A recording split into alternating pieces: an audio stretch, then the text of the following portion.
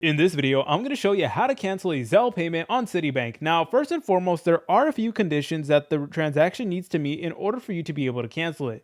So, Citi Zelle payments can be canceled only under these specific conditions. Number one, the payment is still pending. The recipient has not enrolled in Zelle yet, and then the payment is going to show as pending in Citibank.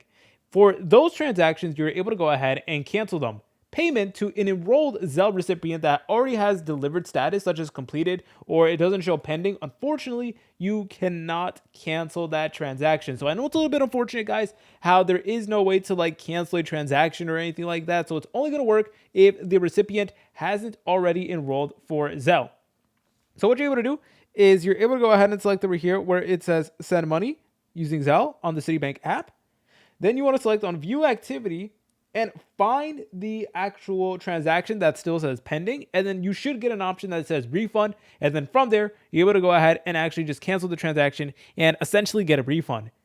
If you guys found this video helpful, make sure to leave a like and subscribe. I'll see you in the next video.